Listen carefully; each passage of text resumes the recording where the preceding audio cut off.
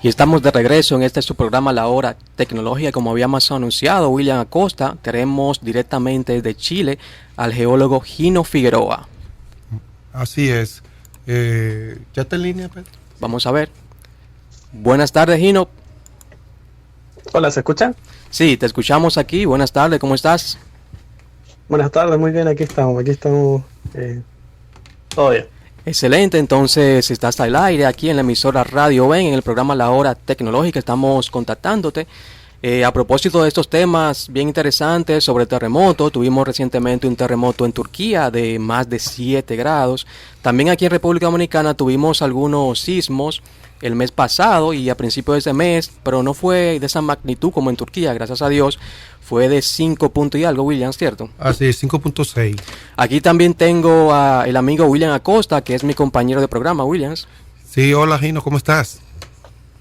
Hola, muy bien, aquí estamos para hablar de esto, que la verdad es algo bien interesante y que no deja atrás porque produce muerte y la verdad algo que uno queda pasmado con esto que ocurre de repente. Sí, un placer tenerte aquí para ver que nos oriente aquí, porque como están las cosas hoy en día, lo que pasó en Turquía y como decía Pedro, lo que pasó aquí recientemente, es importante tener informaciones para saber qué hacer al respecto en momentos de estas situaciones. Así es, entonces como comentaba, Gino es geólogo, pero nos gustaría que tú mismo te presentes. Vi que tienes varios trabajos científicos bastante interesantes y has trabajado en una de las zonas, Williams, donde sucedió el terremoto más grande de la historia de la humanidad, que fue en Valdivia, en Chile, un terremoto de más de 9 grados, 9.5. Entonces, Gino, preséntate. Sí, pues miren, yo soy geólogo acá de la Universidad Andrés Bello, acá en Chile, y sí, me estuve haciendo mi tesis de pregrado en lo que es el área del terremoto de Valdivia de 1960, que fue el gran terremoto registrado, porque igual entender que los sismos hemos estado entendiéndolo hace poquito, todo lo que tiene que ver con terremotos hemos estado en los últimos, cuando fue este de 1960, comenzar recién a entender por qué ocurrían, por qué se estaba moviendo la Tierra, entonces una ciencia muy nueva, que la verdad yo agradezco este tema del avance de la tecnología que nos está permitiendo entender mucho mejor este tema de los terremotos. Entonces, como digo, soy geólogo, acá en Chile me he dedicado a esto de los terremotos, más bien por el área geológica, de verlos a través de sedimentos. ¿Ya? Acá en el área de Valdivia estuvimos nosotros investigando lo que son suelos enterrados, ya producto de terremotos, porque cuando ocurre un terremoto hay efectos en el continente. Es decir, por ejemplo, en Valdivia se hundió gran parte de lo que es la costa de Chile, lo que produce, ¿no es cierto?, que se pierdan playas, se destrocen la mayor parte de zonas que estaban previamente habitadas y queden bajo el nivel del mar. Entonces, hemos estado investigando eso a través del registro sedimentológico y por lo menos ahí ha sido como el punto de partida, yo digo, mi profesor ahí guía, que él mucho antes, cuando fue el terremoto de 1960, empezaron ya a estudiarlo, con gringos que vinieron de Estados Unidos acá a Chile, a también entender lo que estaba pasando en Alaska, que fue en 1964, y acá en Chile en 1960, entonces fue como hacer un match, entre cruzar información de qué estaba pasando en dos extremos, tanto en el norte de América como acá en el sur de América. Entonces, lo más interesante es que en esta área hemos tenido un registro largo de los últimos 2000 años, con cuáles terremotos han ocurrido y cada cuánto tiempo, que eso también es interesante saber cuándo va a venir otro terremoto, ¿no es cierto?, que nos preocupa a todos. En distintas áreas todos estamos preocupados de cuándo vamos a tener un nuevo terremoto de gran magnitud. Entonces aquí en Valdivia por lo menos se tiene un registro, gracias a esta geología, como digo, estos registros de sedimentos, que fue el de 1960 y previo a eso tuvimos el de 1575, previo el de 1300, anterior el de 1100, el del año 800 y el del año 500. Entonces uno arma una secuencia de los terremotos que han ocurrido antes y de la misma magnitud. Estaban hablando ustedes ahí 9.5 magnitud grado Richter. Entonces saber que terremotos grandes, megaterremotos que dejan la embarrada, por decir ahí, dejan mucho daño, mucho desastre, por lo menos acá en el área de Valdivia se tiene esa secuencia y es lo que uno trata de hacer para todos los lugares, tener secuencias a través del tiempo, ¿no es cierto?, empezar a retroceder y saber cada cuánto tiempo vienen estos grandes terremotos, ¿ya? Y en esa área por lo menos sabemos que cada 300, 400 años vienen terremotos grandes, por por lo menos en Valdivia, el último fue en 1960, por tanto no estamos tan preocupados de que venga uno gigante, porque sabemos que por lo menos tienen que pasar 300 y 400 años para que vuelva a acumularse energía y vuelvan a ocurrir. Pero en otra área, como dicen ustedes, ahí en República Dominicana, no se tiene, ¿no es cierto?, estos estudios geológicos, como digo, una ciencia nueva, recién estamos comprendiendo a los terremotos, y también acá ahora en Turquía, ¿no es cierto?, que lleven este terremoto 7.8 y que también deja mucho desastre y daño. Lo mismo, no tenemos tantos estudios porque estamos recién descubriendo. Ahora, como digo, la tecnología también está ayudando bastante. De hecho, ha circulado por internet muchas imágenes satelitales mostrando cambios en la corteza, ¿no es cierto?, como este movimiento de fallas produce que se mueva la Tierra y uno puede ver el antes y después a través de esa imagen.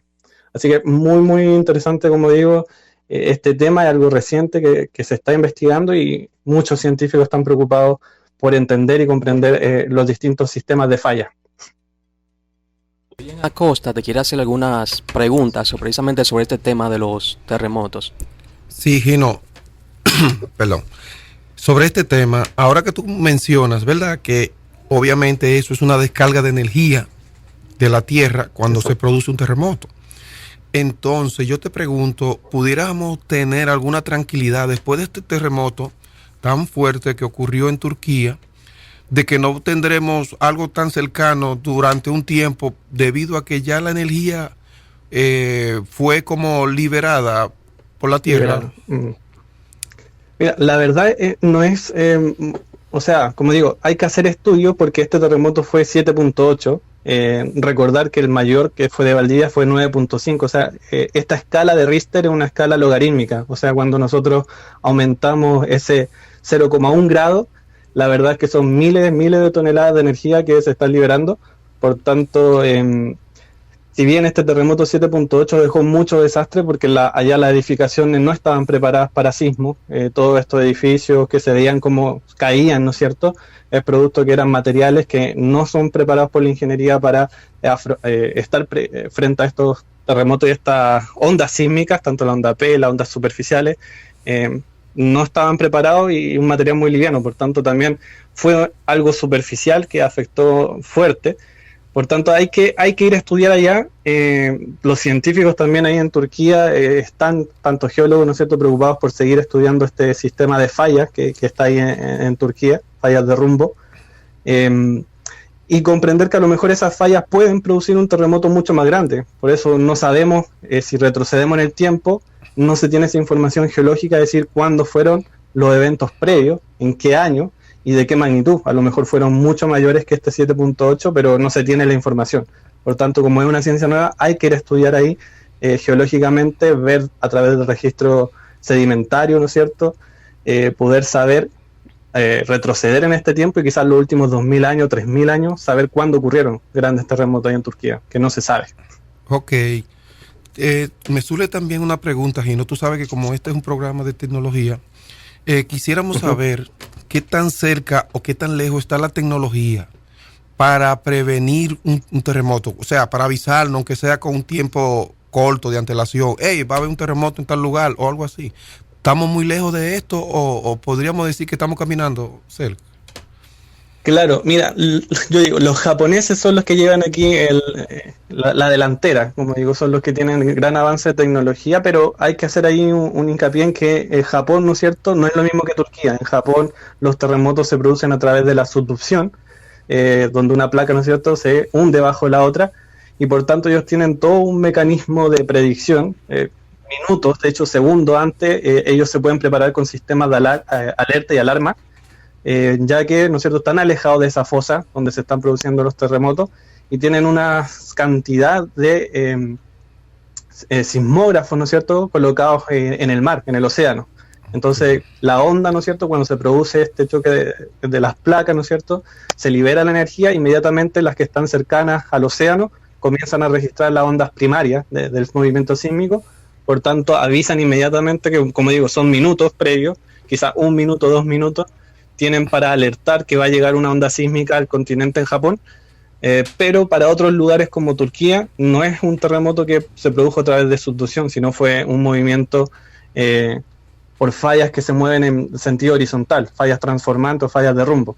Entonces son otros mecanismos que están generando el terremoto, no tienen relación, por ejemplo, Japón de implementar esa tecnología para Turquía, pero sí quizá hay otras maneras, de hecho hay muchos que hablan sobre predicción a través de que hay cambios en el campo magnético de la Tierra, el campo gravitacional, y que quizás meses antes se podría saber, pero son aún teorías que no están comprobadas y que falta mucho para poder, ¿no es cierto?, verificar si efectivamente es verdad o no es cierto lo que se está planteando.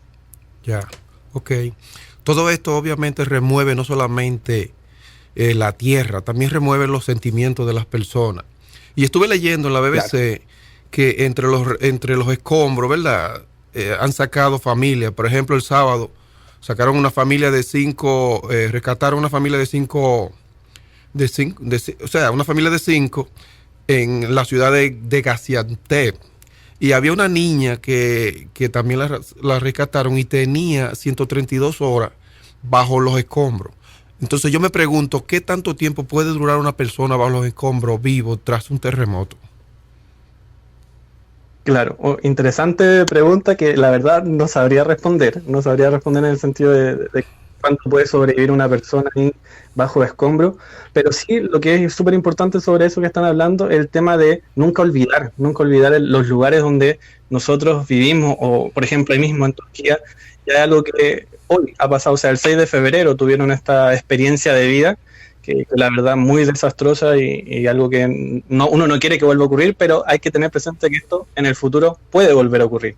Entonces estar preparado, no tan solo con el tema de terremotos, sino también el tema de volcanes, tsunamis, ¿no es cierto? Entonces conocer bien el área donde uno vive, saber la historia a través, ¿no es cierto?, de quizás nuestros abuelos que nos dijeron que hace, no sé, quizás 50 años atrás hubo también un terremoto en esa zona, o hubo quizás un volcán que erupcionó, dejando alguna desastre. Entonces tener siempre la historia presente, nunca olvidarla, porque de repente pasan 5 años, 6 años y ya después todos nos olvidamos del terremoto y nunca más sabemos, ¿no es cierto? Y luego después 15 años más o 20 años más vuelve a aparecer otro terremoto que nos deja a todos por sorpresa, cosa que no debería pasar. Deberíamos tener siempre presente en nuestra historia para prepararnos en un futuro de estas edificaciones, como digo, quizá ahí en Turquía, si van a volver a construir, ojalá los ingenieros, ¿no es cierto?, tengan esto presente de que no deben construir sin la norma sísmica. Por ejemplo, acá en Chile, la mayoría de las edificaciones son a través de normas sísmicas, que yo digo,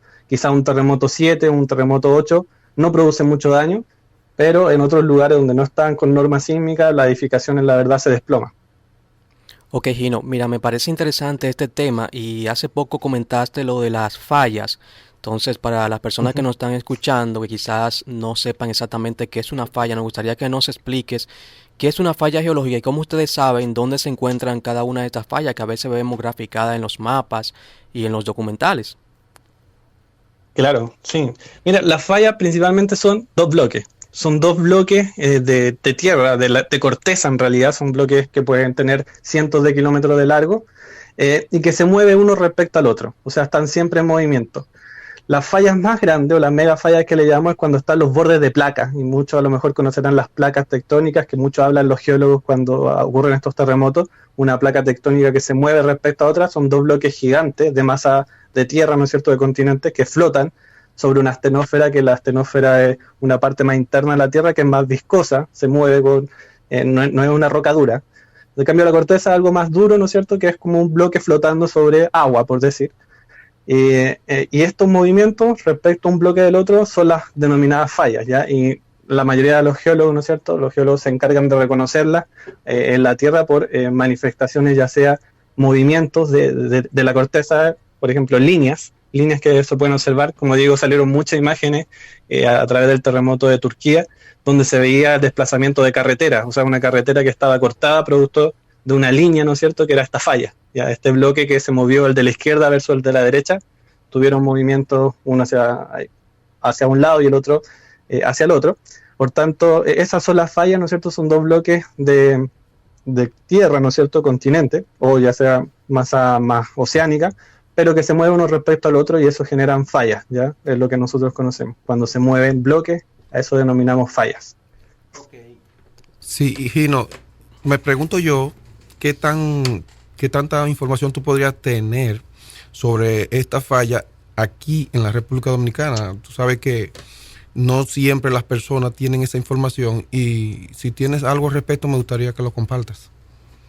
Sí, mira, estuve investigando porque la verdad, mire, yo recomiendo esta página de la USGA, servicio ahí de Estados Unidos, ¿no es cierto?, que tiene mucha información respecto a sismos en todo el mundo, porque sabemos que los aparatos, los sismógrafos, si uno lo ubica, las ondas sísmicas viajan a través de la Tierra, entonces ahí en Estados Unidos tienen estos sismógrafos que traen información de distintas partes.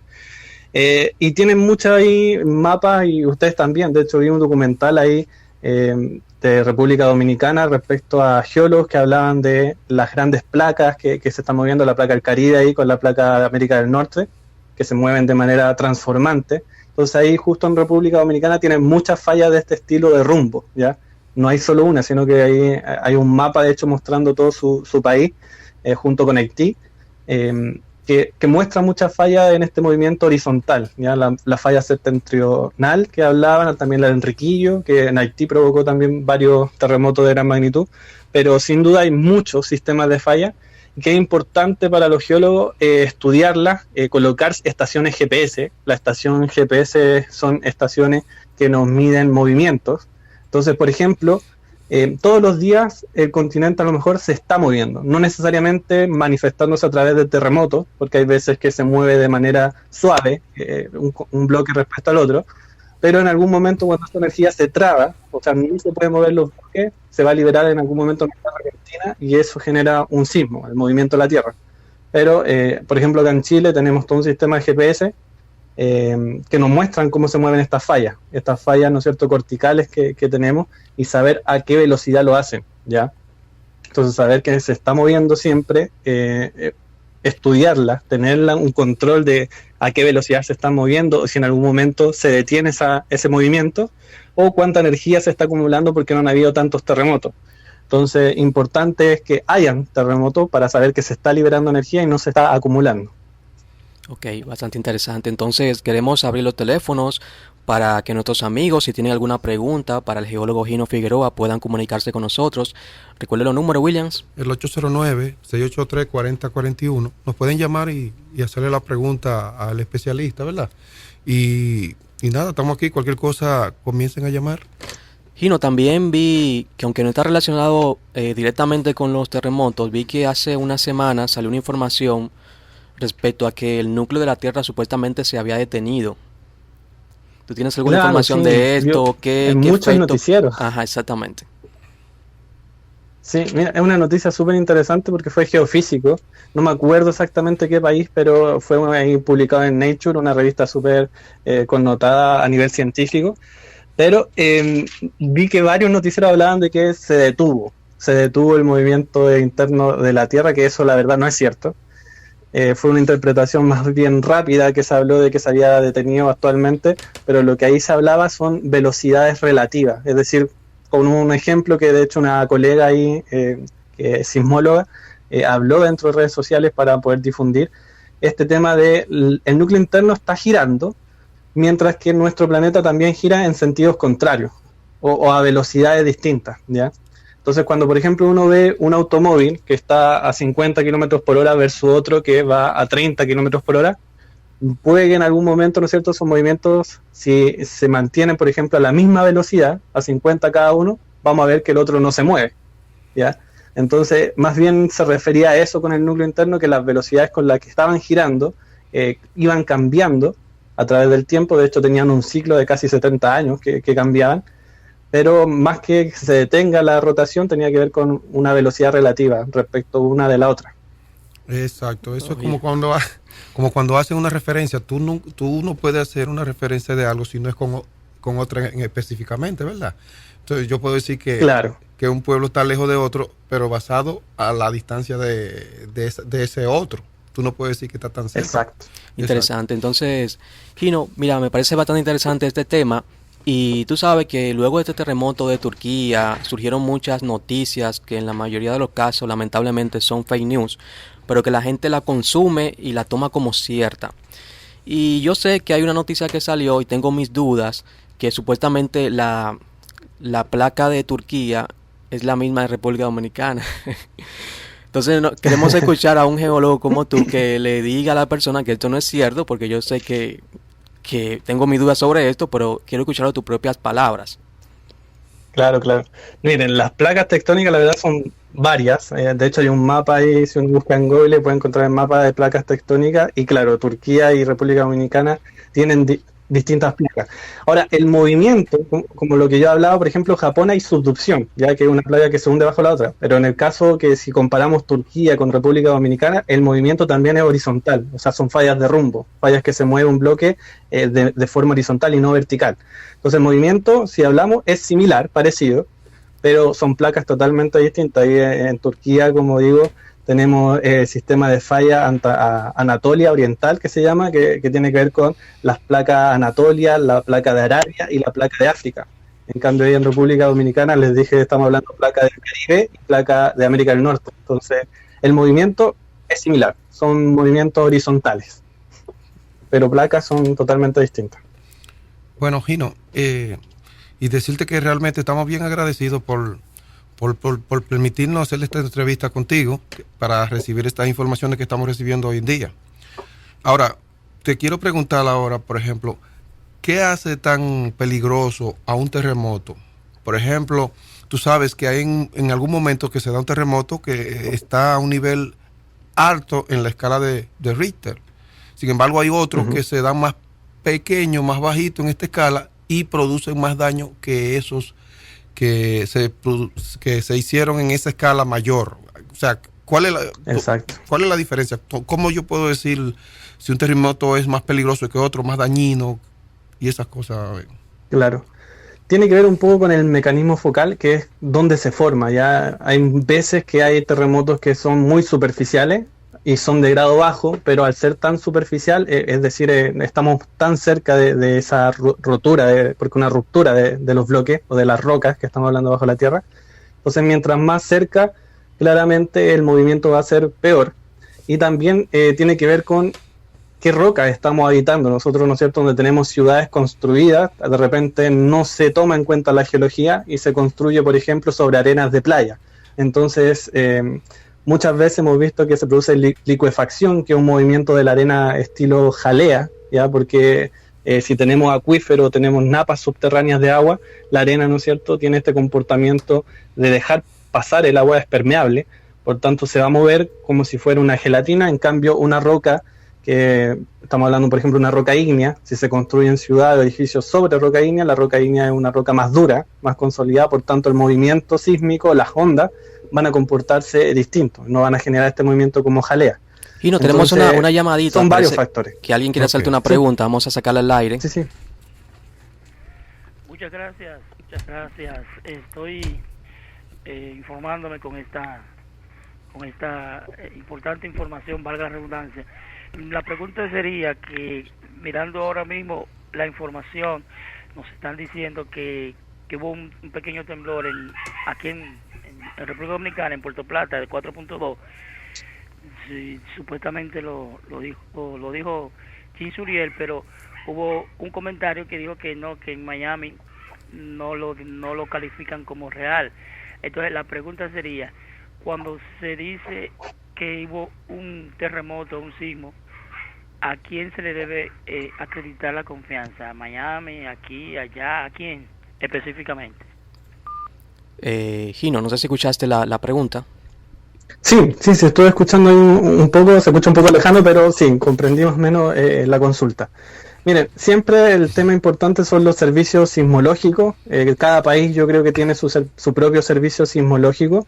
Y como hablo, de repente yo digo la USGS, ahí en Estados Unidos, ¿no es cierto?, que principalmente están ellos percatándose de todos los terremotos a nivel mundial. O sea, si bien ellos especifican sus terremotos porque le ponen mucho más énfasis a los terremotos propios de cada país, porque son servicios propios como digo, acá en Chile tenemos el servicio sismológico chileno, y nosotros nos preocupamos mucho más de los terremotos que están ocurriendo en nuestro país. Pero igual información puede salir de un terremoto que fue captado en nuestras estaciones de GPS o estas estaciones sismográficas, y también publicarlas, pero siempre hay que creer al servicio sismológico de cada país, que nos va a dar una mejor información, porque las estaciones GPS están en el mismo lugar, ¿ya? O sea, la onda sísmica no viaja a través de toda la Tierra para llegar a la otra parte del continente. O sea, igual no están tan lejano ahí Estados Unidos, ¿no es cierto?, de ustedes, pero sí, por ejemplo, un terremoto que ocurre acá en Chile también puede llegar a la estación, la onda viaja, como digo, a través del planeta, pero hay veces que, como digo, a Estados Unidos no le preocupa mucho todos los países, por tanto van colocando información que no es tan fidedigna, por ejemplo, la profundidad, información de qué grado fue. Por tanto, quien puede decir mejor el grado, la magnitud y la profundidad que estuvo es el propio servicio sismológico de cada país. Ok, Excelente, entonces excelente. Gino, muchas gracias, ya no tenemos tiempo para más. Te agradecemos, ojalá que en otro momento pueda también compartir con nosotros estos y otros temas relacionados con terremotos. Así es, muy, muy agradecido porque nos haya podido prestar atención en este tiempo de esta entrevista. Sí, Entonces, muchas gracias a ustedes por la invitación, la verdad, y como digo, estoy ahí en redes sociales como Yo a Geology, educando a la gente en muchos temas de geología, así que muchas gracias a ustedes por la invitación. nos gustaría que nos digas tus redes sociales de Twitter, Facebook también o YouTube para que las personas puedan buscarte y puedan ver el contenido que tú produces. Sí, Yo a Geology, pueden encontrar que Jova, Geology, pueden encontrar ahí en todas las redes sociales, YouTube, como digo, hay plataformas y videos de enseñanza sobre muchos conceptos de geología. Así que muchas gracias conmigo nuevamente por la invitación. Así es, muchas gracias. Entonces también, Williams, le agradecemos a todos nuestros amigos que estuvieron en sintonía con nosotros y ya no tenemos tiempo para más. Hasta la próxima. Hasta la próxima. La hora tecnológica.